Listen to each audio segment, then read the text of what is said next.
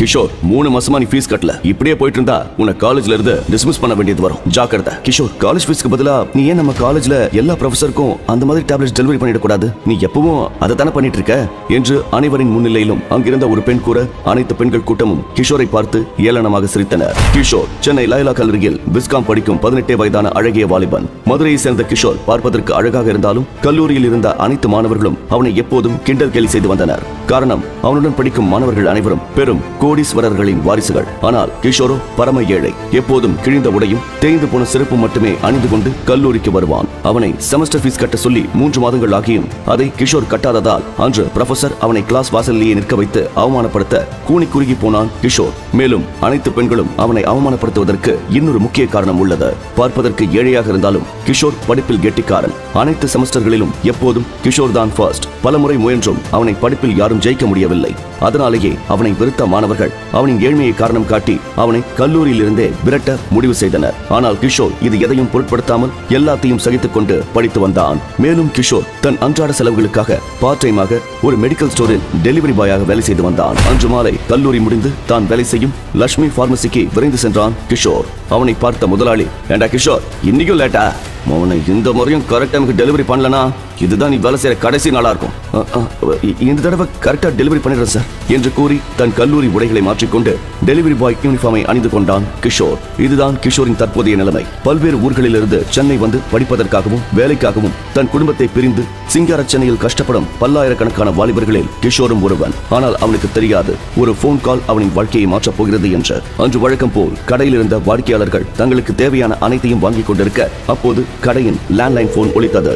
அதை அட்டெண்ட் செய்தான் Kishore. Hello, Lakshmi pharmacy, your order please என்று போனை எடுத்தான் அந்த மெடிக்கல் ஸ்டோரில் டெலிவரி பாயாக வேலை செய்யும் கிஷோர். ஹாய், நான் சொல்ற அட்ரஸ்க்கு ஒரு பாக்ஸ் ஃபுல்லா பிளாக் ஹவுஸ் டேப்லெட்ஸ் கொண்டு வந்துருங்க. என்ன டேப்லெட்ஸ் மேடம் என்று ஒரு கணம் குழப்பமாக கேட்க மறுமுனையில் சற்று கோபமடைந்த அந்த பெண், அந்த டேப்லெட்ஸ் புரிஞ்சுதா?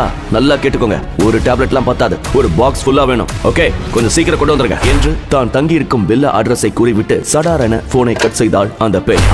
எப்பா, குரல் சாஃப்டா இருக்கு, ஆனா ஆளு படு ரஃப் போலயே. பொண்ணுங்க கூட இதெல்லாம் கேட்க ஆரம்பிச்சிட்டாங்களா? கலிகாலம். ஒரு டேப்லெட் சாப்பிட்டாலே சும்மா நின்னு பேசும். ஒரே ஒரு ராத்திரிக்கு இத்தனை டேப்லெட்ஸா? பல்லு இருக்கிறவன் பக்கோடா சாப்பிடுறான், மச்ச கரந்தா. நமக்கு எதுக்கு அதெல்லாம்? கேட்கறத கொண்டு போய் டெலிவரி பண்ணிடுவோம் என்று தான் முரட்டு சிங்களாக இருக்கும் ஆதங்கத்தை கொட்டிவிட்டு அந்த பெண் கேட்ட அந்த டேப்லெட்ஸை தேடியவாறே பேக் செய்தான். கேட்கறத கொண்டு வருவானா?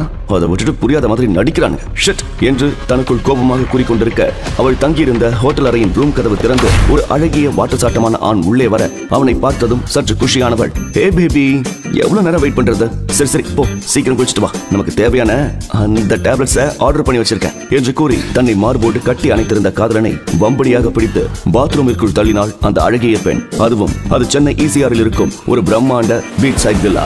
அந்த வில்லா முழுவதையும் 25,000 ரூபாய் கொடுத்து அன்று இரவு முழுக்க தனிமையில் கழிக்க இருவரும் வாடகைக்கு எடுத்திருந்தனர். மறுபுறம் அனைத்தையும் பேக் செய்த கிஷோர் அங்கிருந்து கடையின் பைக்கை எடுத்துக்கொண்டு கிளம்ப முயல லேசாக மழை தூர ஆரம்பித்தது. திடீரென்று அவனுக்குள் ஒரு ஐடியா தோன்ற அங்கிருந்த பொக்கே ஷாப்பில் வண்டியை நிறுத்தினான். சூப்பரா ஒரு பொக்கே வாங்கி மேனகாவை சர்ப்ரைஸ் பண்ணி அசத்துறோம் என்று நினைத்தவாறே தன்னிடம் இருந்த 1000 ரூபாய்க்கும் டிலிப்ஸ் மலர்களால் அலங்கரிக்கப்பட்ட காஸ்ட்லி பொக்கே வாங்கிக் கொண்டு தன் காதலுக்கு மேகங்களே துணை வருவதாக எண்ணி மகிழ்ச்சியுடன் அந்த டெலிவரியை செய்ய ஈசிஆர் ரோட்டில் வண்டியை செலுத்தினான். கூகுள் மேப்ஸை பார்த்து கொண்டே ஈசிஆர் வில்லாவை அடைந்தான். அத்தாடி, எவ்வளவு பெரிய பங்களா! சுத்தி வெறும் பீச், ஒருத்தம் கூட இல்லையாப்பா. இந்த மாதிரி இடத்துல நம்ம கேர்ள் ஃப்ரெண்ட் கூட இருந்தா எவ்வளவு நல்லா இருக்கும். அதெல்லாம் ஒரு ஃபீலிங் நமக்கு எங்க கொடுத்து வச்சிருக்க என்று அந்த டேப்லெட்ஸ் பேக்கை டெலிவரி செய்ய மெயின் கேட்டை திறந்து அந்த வீட்டின் காலிங் பெல்லை அழுத்தினான். உள்ளிருந்து கமிங் என்று அந்த அழகிய பெண் குரல் கேட்டவாறே கதவு திறந்த அடுத்த நொடி கிஷோரின் தலையில் இடி விழுந்தது போல் ஆனது. காரணம், அரைகுறை ஆடையில் ஈரத்தலையோடு அந்த கதவை திறந்தது அவனின் ஆசை காதலி மேக்னா. மேக்னா, நீங்க என்ன பண்ற? இந்த கேவலமான டேப்லெட்ஸ் ஆர்டர் பண்ணது நீயா என்று அதிர்ச்சியில் மனமுடைந்து கேட்க கிஷோரை பார்த்ததும் மேக்னாவும் ஒரு நொடி கதிகலங்கி போனாள். அப்போது அவளின் பின்னால் இருந்து ஒரு குரல் கேட்டது, டார்லிங், எவ்வளவு நேரம்? டெலிவரியை வாங்கிட்டு சீக்கிரமா, மாமா செம்ம மூட்ல இருக்க என்று கூறியவாறே கௌதம் மேக்னாவின் இடுப்பை அணைக்க அவனை பார்த்த கிஷோர் கோபத்தில் கொதித்தெழுந்தார். கௌதம் கிஷோர் படிக்கும் அதே கல்லூரியில் படிக்கும் பணக்கார வாலிபன். அவனை சுற்றி எப்போதும் பெண்கள் கூட்டம் இருக்கும் ஒரு பிளே பாய். பல பெண்களை ஏமாற்றியது மட்டுமல்லாமல் இன்று கிஷோரின் காதலி மேக்னாவையே தன் வலையில் விழ வைத்து விட்டான் என்பதை கிஷோரால் தாங்கிக் கொள்ள முடியவில்லை. அவனை பார்த்த கிஷோரின் கண்கள் கோபத்தில் எரிமலையாய் கொதித்தது. நீ அந்த பிளே பாய் கௌதம் தானே? எவ்வளவு தைரியம் இருந்தா ஏன் கண்ணு முன்னாடியே என்னோட மேக்னாவை கட்டிப்பிடிப்ப உன்ன என்று கௌதமின் சட்டையை பிடித்தான் கிஷோர். அதை பார்த்த மேக்னா கோபத்துடன் கிஷோரை பார்த்து, கௌதம் மலர்ந்து கையெடு கிஷோர், கொஞ்சம் கூட மேனஸ் இல்லாம. இதுக்குதான் உன்ன மாதிரி லோக்கல் பையனை எல்லாம் லவ் பண்ண கூடாதுங்கிறது. நாயை குளிப்பாட்டி நடு வீட்டுல வச்சாலும் அது தான் புத்தியை தான் காட்டும். உன் லோ கிளாஸ் புத்தியை காட்டிட்டால யூ என்று கிஷோரை சரமாரியாக திட்ட கிஷோரின் கண்களில் நீர் வழிந்தது. அப்போது கூட கிஷோரின் மனது கௌதம் தான் தவறு செய்திருப்பான், தன் மேக்னா எந்த தவறும் செய்திருக்க மாட்டாள் என்றே தீர்க்கமாக நம்பினான். இல்ல மேக்னா, உனக்கு தெரியாது, இந்த கௌதம் ஒரு பிளே பாய். காலேஜில் இருக்கிற எல்லா பொண்ணுகளையும் ஸ்டாப் இட் கிஷோர் என்று கிஷோர் பேசிக் கொண்டிருக்கும் போதே அவனை தடுத்தாள் மேக்னா. என் மாமா குட்டியை பத்தி பேச உனக்கு என்ன தகுதி இருக்கு? இப்படி நைட்ல கேவலமா டேப்லெட் டெலிவரி பண்றியே, வெக்கமா இல்ல உனக்கு? என்ன மேக்னா இப்படி பேசுற? நான் உனக்காக தானே இவ்வளவு கஷ்டப்படுறேன். ஆமா, அப்படியே கஷ்டப்பட்டு கிழிச்சு இவர் எனக்கு தாஜ்மஹால் காட்டிடுவாரு. சி, சோத்துக்கே வழி இல்லாத நாய் நீ. என் கௌதம பத்தி தப்பா பேச உனக்கு என்னடா தகுதி இருக்கு? அவன் கால் தூசிக்கு கூட சமாள நீ. என் பர்த்டே அன்னைக்காவது நிம்மதியா இருக்கலாம்னு நினைச்சேன், அதையே வந்து கெடுத்துட்ட நீ. இப்ப சந்தோஷமா உனக்கு? அப்ப 3 வருஷமா நீ என்ன லவ் பண்ணலையா மேக்னா என்று கிஷோர் அழுது கொண்டே கேட்க, ஆமா, ஃபர்ஸ்ட் இயர் ஏதோ தெரியாம உன்னை லவ் பண்ணிட்டேன். அப்புறம் தான் தெரியுது உன் பிச்சைக்கார நிலைமையை பத்தி. நல்ல வேலை, நானே எப்படி சொல்லலாம்னு இருந்தேன், அந்த கடவுளே அதுக்கு ஒரு வழி ஏற்படுத்தி கொடுத்துட்டான். இப்ப சொல்றேன் கிஷோர், இனிமே கௌதம் தான் என் பாய் ஃப்ரெண்ட். நான் கௌதம் கூட தான் இருப்பேன்.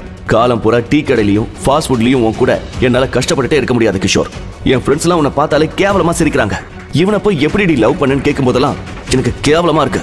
பாரு என் கௌதம, நாங்க லவ் பண்ண ஆரம்பிச்சு ஃபர்ஸ்ட் மந்த்லயே எனக்கு ஐபோன் வாங்கி கொடுத்து என்ன இவ்வளோ பெரிய பீச்சுலா கூட்டிட்டு வந்திருக்கான். நீ இன்னும் பிச்சைக்கார மாதிரி டெலிவரி பண்ணிட்டு இருக்க.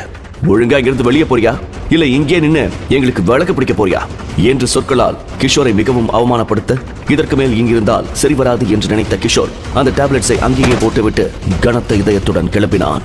அப்போது கௌதம், சொந்த காதலிக்கே டேப்லெட் டெலிவரி பண்ண முதல் ஆள் நீ தாண்டா, இதா காசு வாங்கிட்டு போடா என்று டக்கலாக கூறி 2000 ரூபாய் நோட்டுகளை கிஷோரின் முகத்தில் வீசி எறிய அவர்களை மெதுவாக திரும்பி பார்த்த கிஷோர், உங்க லவ்வுக்கு என்னோட கிஃப்டா வச்சுக்கோங்க என்று தன் அழுகையை கட்டுப்படுத்திக் கொண்டு அங்கிருந்து வேகமாக கிளம்பினான். வெளியே வந்ததும் சாரலாக பெய்த மழை புயலாக வீசியது. அவ்வளவு நேரம் தனக்குள் அடக்கிக் கொண்டிருந்த கோபத்தை, சோகத்தை எல்லாம் நடுரோட்டில் நின்றவாறு மழையுடன் சேர்ந்து கொட்டி தீர்த்தான். திடீரென்று என்று கத்தி ஆள் நடமாட்டமே இல்லாத அந்த இடத்தில் ஓவென அழுதான் கிஷோர். அப்போதுதான் அவனுக்கு புரிந்தது, மழை அவன் காதலுக்கு துணை வரவில்லை, அவனின் அழுகையை மறைக்க வந்திருக்கிறது என்று. தனக்காக இருந்த ஒரே ஆள் மேக்னாவும் தன்னை விட்டு போனதை அவனின் பிஞ்சு மனதால் அவ்வளவு எளிதாக ஏற்றுக்கொள்ள முடியவில்லை. கடவுளே, எனக்கு மட்டும் ஏன் இப்படி நடக்குது? நான் யாருக்கு என்ன கெடுதல் செஞ்சேன்? நீ இப்படி செஞ்சிருக்க கூடாது மேக்னா, செஞ்சிருக்க கூடாது என்று தான் ஒரு ஆண் என்பதையும் மறந்து கதறி அழுது கொண்டிருந்தான் கிஷோர். ஆறுதல் சொல்லக்கூட யாரும் இல்லாத அந்த இருளில் அவன் அழுது கொண்டிருக்கும் போது திடீரென்று அவன் பாக்கெட்டில் சிறிய வெளிச்சம் தோன்றியது. அது அவனின் உடைந்த பழைய செல்போனின் வெளிச்சம். அழுது கொண்டே அதை எடுத்து பார்க்க அதில் ஒரு மெசேஜ் வந்திருந்தது. அதை எடுத்து படித்தான் கிஷோர். கங்க்ராச்சுலேஷன்ஸ் கிஷோர், உனக்கு வச்ச டெஸ்ட்ல நீ வெற்றிகரமா பாஸ் ஆயிட்ட. இனிமே இந்த 1 லட்சம் கோடி சொத்துக்கும் நீதான் ஒரே அதிபதி என்று படித்துக் கொண்டிருக்கும் போதே திடீரென்று ஏதோ உணர்ந்த அவன் தன் தலையை தூக்கி பார்க்க 2 மர்ம நபர்கள் கூர்மையான கத்தியால் கிஷோரின் கழுத்தை அறுக்க முயல அந்த கத்தி கிஷோரின் கழுத்திற்கு பதிலாக அவனின் தலைமுடியை பதம் பார்த்தது. உண்மையாகவே மயிரிழையில் உயிர் தப்பினான் கிஷோர்.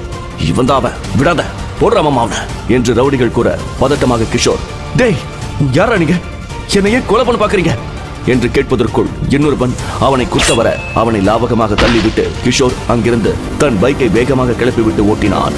அந்த மர்ம நபர் இருவரும் கிஷோரை பின்தொடர அப்போது பார்த்து கிஷோரின் போன் ஒலித்துக் கொண்டே இருந்தது.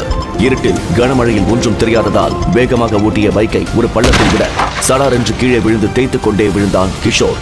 தடுமாறிய வரை எழுந்து அவர்களிடமிருந்து தப்பி ஓடி இரு வீட்டின் நடுவே ஒளிந்து கொண்டான் கிஷோர். விடாமல் அவனின் மொபைல் ஒலித்துக் கொண்டே இருக்க அதை அட்டெண்ட் செய்தான். மறுமுனையில் 50 வயது இருக்கும் ஒருவர் பேசினார். இந்த மொத்த ஆதித்யா குரூப் ஆஃப் கம்பெனிஸ்க்கும் நீதான் ஒரே சேர்மன். இப்போதைக்கு உன் அக்கௌண்ட்ல 500 கோடி டெபாசிட் பண்ணிருக்க. நாளைக்கு 10 மணிக்கு ஷார்ப்பா ராயல் பேங்குக்கு போய் உன்னோட ஐடென்டிட்டியை தெரியப்படுத்த. இல்லைன்னா இத்தனை வருஷ போராட்டமும் இந்த சொத்தும் உனக்கு கிடைக்காம போயிடும். நல்லா ஞாபகம் வச்சுக்கோ, நாளைக்கு காலையில 10 மணிக்குள்ள நீ பேங்க்ல இருக்கணும் கிஷோர் என்று பேசிக் கொண்டிருக்கும் போதே போன் சுவிட்ச் ஆஃப் ஆக, ஹலோ ஹலோ அடச்ச என்று போன் சுவிட்ச் ஆஃப் ஆன கடுப்புடன் நேராக பார்க்க ஒரு கணம் அதிர்ச்சியில் உறைந்து போனான் கிஷோர். காரணம், அந்த 2 மர்ம நபர்களும் கிஷோரின் கண் முன்னே அவனை கொல்வதற்கு கையில் கத்தியுடன் வெறிகொண்டு காத்திருந்தனர். என்ன செய்ய போகிறான் கிஷோர்? அந்த மர்ம நபர்களிடமிருந்து தப்பித்து நாளை காலை 10 மணிக்குள் பேங்கிற்கு சென்று தன் சொத்தை காப்பாற்றிக் கொள்வானா கிஷோர்? யார் இந்த கிஷோர்? அவன் உண்மையில் கோடீஸ்வரனா? அப்படி என்றால் ஏன் சாதாரண டெலிவரி பாய் வேலை செய்கிறான்? கிஷோரை பற்றிய உண்மை தெரிந்தால் என்ன செய்வாள் மேக்னா?